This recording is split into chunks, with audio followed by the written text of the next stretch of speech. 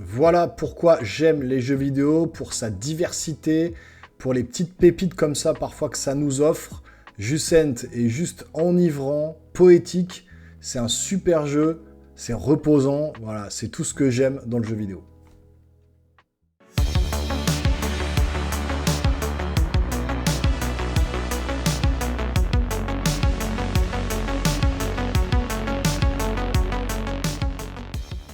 Bonjour les amis, bienvenue sur la chaîne.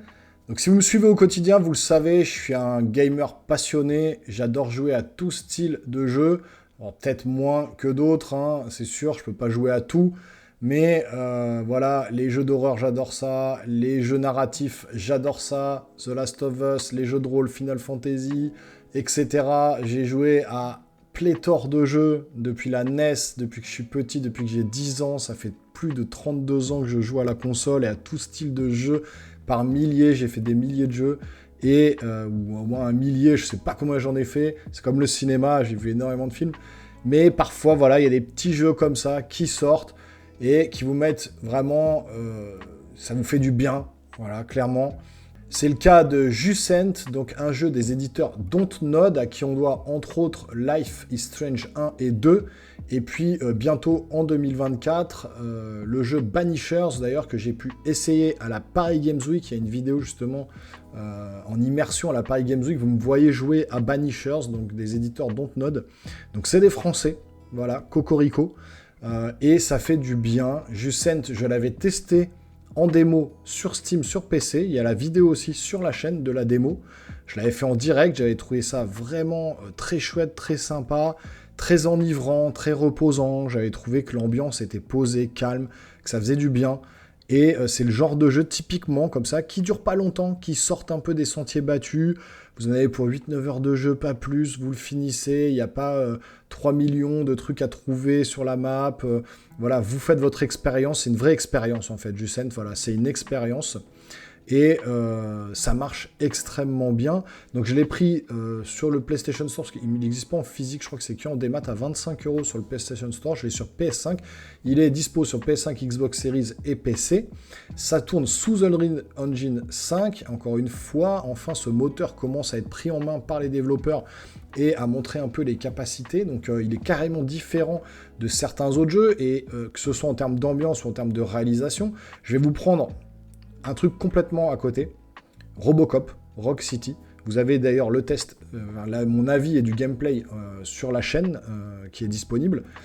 Et voilà, on est aux antipodes de Robocop. Pourquoi je vous cite ça? Parce que voilà, vous avez le Robocop, Unreal Engine 5, gros défouloir, ça tire de partout, vous bousillez, il y a du sang, ça explose, vous êtes un robot, vous machin, ça vous rappelle les années 80, vous êtes dans le truc et tout. Et puis d'un coup, un petit vent frais comme ça, vous arrêtez Robocop, vous téléchargez Jucent, et vous vous lancez dans l'aventure de Jucent, et c'est un peu pareil, vous n'arrivez plus à lâcher la manette, mais pour des raisons différentes, c'est-à-dire que vous êtes embarqué dans une aventure, alors narrative pas forcément, parce que c'est vrai que vous dirigez un personnage qui est un espèce de grimpeur, on va dire, voilà, qui vous allez monter une montagne, vous allez devoir escalader une montagne, avec différents biomes à chaque fois que vous allez pouvoir découvrir par niveau. Donc niveau 1, 2, 3, 4, je suis au 4, je crois qu'il y a 5 niveaux en tout. Je dois être à 5 heures de jeu à peu près, 4-5 heures. Et donc vous allez passer ces différents biomes et vous allez au fur et à mesure des niveaux trouver des lettres d'une civilisation un peu éteinte ou une civilisation ancienne. Donc vous ne comprenez pas vraiment tout scénario, il n'y a pas vraiment de scénario en vrai. Il y a une histoire en arrière-fond. Peut-être qu'on va comprendre à la fin du jeu. Je ne l'ai pas terminé. Je pense que je vais le terminer rapidement. Mais il y a une histoire, un background comme ça, qui va prendre tout son sens à la fin. Alors, il y a plein de petites lettres comme ça à lire à droite, à gauche. Il n'y a plus personne sur la montagne. On voit qu'il y a eu de la vie sur la montagne. Vous l'escaladez au fur et à mesure. Vous voyez qu'il y avait des espèces de campements, des trucs. Donc, il y avait de la vie, mais vous ne savez pas vraiment d'où ça vient. Vous êtes accompagné d'un petit personnage un peu fantastique, comme ça, qui est sur votre épaule, une espèce de gelée, qui vous permet, et d'une, par le biais de la croix directionnelle, de trouver des secrets cachés, et d'une autre, de débloquer une espèce d'aura comme ça, une espèce de lumière qui va illuminer à un temps donné l'endroit où vous vous trouvez pour déverrouiller certains emblèmes, certaines fresques au mur. Et puis à chaque fin de niveau, à chaque fois que vous allez arriver à la fin d'un chapitre, donc c'est vraiment catégorisé en chapitres, chapitre 1, 2, 3, 4, je pense 5, puisque au sol vous avez des ronds de lumière. J'ai déjà débloqué 3 ronds de lumière, il m'en manque plus que 2. Et à chaque fois que vous arrivez à la fin d'un niveau, vous avez une espèce de corne de brume géante où vous allez souffler dedans, et ça va vous permettre d'ouvrir un peu la voie vers le deuxième chapitre, le deuxième niveau.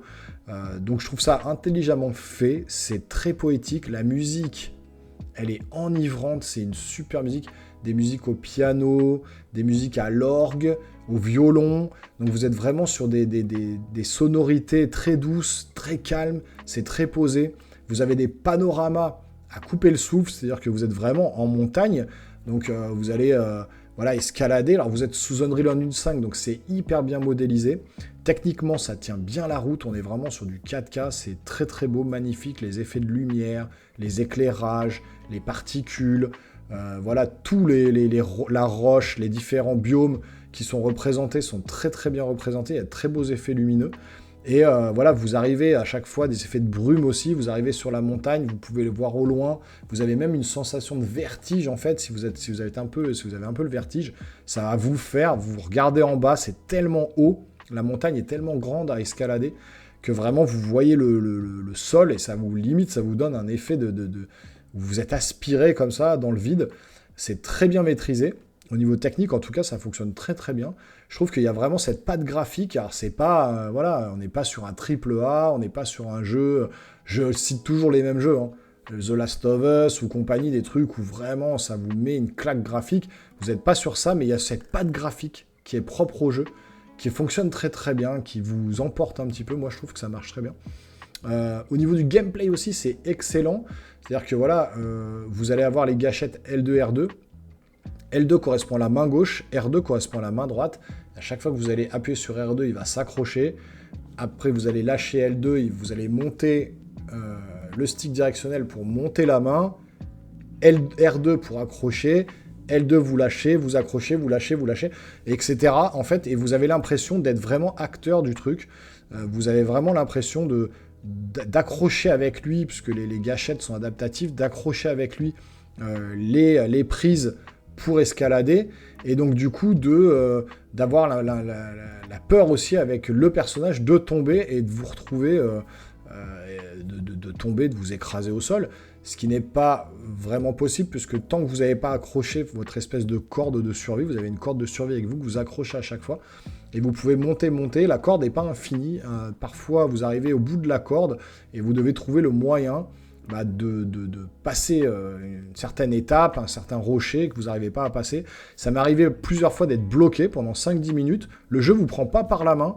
Franchement, il n'y a pas de grosses indications comme certains jeux. Je pense à Horizon Forbidden West, par exemple, où vous aviez les grosses barres lumineuses pour dire « accroche-toi ici, monte ici, va par là, les flèches ». Assassin's Creed aussi, les trucs où c'est cramé qu'il faut s'accrocher à tel endroit. Là, vous n'êtes pas pris par la main. Vous devez observer les alentours, vous devez regarder le terrain, ce qu'il y a autour de vous, et à vous de trouver la solution pour passer d'un point A à un point B. Et il y a parfois des fois où je me suis retrouvé bloqué pendant 5-10 minutes à me dire mais putain, par où je dois passer et tout, c'est compliqué. Et quand vous trouvez, vous dites ah c'était intelligent, j'avais pas vu le truc, si j'avais fait plus attention, je l'aurais vu plus rapidement. Donc les développeurs nous prennent pas par la main, c'est pas un jeu très difficile, il n'y a pas de combat, vous combattez pas des monstres et tout, c'est vraiment que de l'escalade, de l'exploration, du gameplay, etc. Du gameplay, oui, du gameplay, mais il n'y a pas de combat ou quoi que ce soit, hein. C'est vraiment purement de l'escalade, de la contemplation, de l'exploration. Voilà, on s'arrête là-dessus, mais vraiment... on vous prend pas par la main. C'est ça que j'ai apprécié, c'est qu'on prend pas les joueurs pour des imbéciles, et à vous de trouver un peu le chemin adéquat. Et des fois, il y a plusieurs chemins. Vous n'êtes pas obligé d'emprunter un seul chemin. Parfois, il y en a plusieurs qui se débloquent. Il y a des passages cachés qui vous permettent de découvrir justement certains objets qui vous permettront d'avoir le 100% au niveau des trophées. J'ai regardé un peu les trophées, et effectivement, il faut récupérer certains coquillages, certaines lettres, etc. Il faut toutes les récupérer pour avoir les trophées platine. Et c'est généralement... ces trophées ou ces objets à trouver sont cachés un petit peu et sont pas sur le chemin principal que vous devez emprunter. Donc vous devez prendre parfois quelques petits chemins de traverse. Il y a souvent un ou deux chemins qui s'ouvrent à vous. Et souvent, le deuxième chemin, c'est le chemin où il y a le secret. Donc vous commencez par ce chemin-là et puis ensuite vous reprenez la voie centrale pour continuer à avancer. Et donc vous avez plusieurs biomes comme ça où vous allez avancer. Premièrement, la montagne en elle-même. Deuxièmement, l'intérieur de la montagne qui va du coup se retrouver un peu plus sombre avec beaucoup de jeux de lumière un peu très phosphorescents, très fluorescents, avec des biomes un peu plus vivants comme ça dans la montagne, de l'eau qui coule, etc., des espèces de méduses volantes. Donc vous avez vraiment toute une vie, une faune et une flore à l'intérieur de cette montagne. Et puis ensuite, là, au niveau 4, je suis sorti de la montagne, je suis sur l'autre versant de la montagne. Et je ne vais pas vous en montrer plus dans les vidéos que vous voyez à l'écran, puisque voilà, je vous montre déjà quelques niveaux, les 3 premiers, il me reste le 4 et le 5. Et le 4, vraiment, vous êtes sur le côté venteux un petit peu de la montagne, il y a beaucoup de vent, beaucoup d'herbe, c'est beaucoup plus herbacé, c'est beaucoup plus coloré que le côté très aride de l'autre versant de la montagne. Et donc je trouve que voilà, ils ont bien réussi, juste en vous disant, bon, on va escalader une montagne, d'amener vraiment des biomes complètement différents, des niveaux complètement différents, qui sont toujours enivrants, avec toujours une musique qui vous emporte, avec toujours ce côté plaisant de diriger le personnage. Le personnage se dirige très très bien. Comme je vous disais, il a une corde, donc vous pouvez jamais tomber, vous pouvez vous accrocher. Il y a des phases de gameplay que j'ai trouvé très intelligents, notamment en escalade. J'avais jamais vu ça, j'avais joué à des jeux d'escalade en VR et tout. Mais là, il y a carrément des espèces de petites, comme des petits crabes avec des pierres sur leur dos, à la place de carapace, qui vont monter sur les murs. Et en fait, vous allez pouvoir vous accrocher à eux et c'est eux qui vont vous emmener. Au bout d'un moment, ils vont s'arrêter. Il va falloir attraper un autre petit crabe pour vous monter. Et donc, en fait, ça fait un peu d'escalade dynamique, quoi. Ouais, c'est plus vous qui contrôlez vraiment l'escalade, mais vous devez aussi varier votre parcours en fonction des petits personnages qui vont monter à l'écran comme ça. Donc, j'ai trouvé ça intelligent. J'ai dit, bien, c'est vraiment pas mal foutu. C'était une bonne idée d'amener ça, ça donne un peu plus de sel à l'escalade, parce qu'on pourrait se dire, ouais, en escalade pendant tout le long du jeu, c'est un peu rébarbatif et barbant. Mais non, en fait, c'est pas barbant parce que ça vous enivre, ça vous emporte dans une espèce de côté très poétique, de côté très, très enivrant, très contemplatif. Vous avez toujours envie de regarder un peu à droite, à gauche ce que les développeurs ont créé autour de vous. Et en fait, vous vous ennuyez pas du coup. Et vous avez envie, vous voyez où se trouve la fin. Et vous savez plus par quel chemin prendre. La corde, vous pouvez la prendre, vous balancer, vous pouvez vous accrocher, vous mettez un piton et puis vous descendez pour courir le long du mur et puis sauter de l'autre côté pour accrocher un nouveau point et puis continuer à avancer. Donc vraiment, vous avez beaucoup de possibilités d'escalade et d'avancer dans le niveau. Et je trouve que ça marche vraiment bien. Moi, je vous dis, je suis à 4 heures de jeu, j'ai joué 4 heures d'affilée, je crois, j'ai pas vu le temps passer, j'avais envie de continuer, mais il était tard, fallait que j'aille me coucher. Je suis arrivé sur ce versant de la montagne, il y a beaucoup de vent, et là, j'ai qu'une envie, c'est d'y retourner. Donc encore une fois, à chaque fois que je dis ça, quand j'ai envie de retourner sur un jeu, pour moi, c'est que c'est un bon jeu. Et donc ça fait pareil avec Robocop, ça a fait pareil avec Jucent, ça a fait pareil avec Spider-Man, vous trouvez aussi mon avis sur la chaîne. Donc j'ai fait beaucoup de jeux vidéo au mois d'octobre, il y a eu énormément de jeux vidéo qui sont tombés. Mario Wonder que j'ai pas terminé, il va y avoir Mario RPG, il va y avoir Avatar, donc en décembre, le 3 décembre ou le 5, je sais plus, d'Ubisoft. Donc il y a vraiment énormément de jeux qui sont sortis récemment. Tout est sur la chaîne, mais ce Jucent, c'est une petite pépite, c'est un petit coup de cœur franchement, sur un jeu AA, on va dire, hein, voilà, les petits jeux comme ça qui sortent. On s'y attend pas, j'ai vu sur le PlayStation Store que c'était sorti, j'avais fait le test, donc la démo, donc je me dis ah ça y est, il est sorti, putain je vais me le prendre, et ouais c'est enivrant, vous êtes plongé dedans, c'est un jeu qui fait du bien, qui est reposant, qui vous emporte un petit peu, dans ses côtés un petit peu, avec des mélodies vraiment, je vous dis, de piano, d'orgue, de violon, c'est presque féerique. Donc moi je trouve que ça fait du bien entre un Robocop où c'est très violent et Jucent où c'est très reposant. On fait un peu de violence, un peu de Robocop, un peu de bourrinage, un petit peu on se lâche complètement. Puis après on prend Jucent et on se repose, on se calme, on réfléchit. C'est vraiment un très très bon jeu. Dontnod a fait un très bon jeu. Banishers qui va sortir va être un très bon jeu aussi, j'en suis sûr, j'y ai joué manette en main, ça fonctionne, c'est très très bon. Allez voir ma vidéo d'immersion de Paris Games Week, vous verrez, il y a quelques images. Et donc on va se finir sur ces quelques notes, hein. Vraiment, je trouve que c'est un jeu qui marche vraiment bien, Jucent. Je vous laisse avec une petite phase de gameplay en immersion complète, comme maintenant à ma nouvelle habitude, hein. J'ai fait ça pour Robocop, c'est ma nouvelle façon d'aborder mes avis et du gameplay sur la chaîne. J'espère que ça vous plaît. Si c'est le cas, n'hésitez pas à vous abonner, à lâcher un gros pouce en l'air, vous activez la petite cloche pour ne rien rater. Et puis, on se revoit très rapidement sur la chaîne pour de nouvelles aventures et de nouvelles vidéos.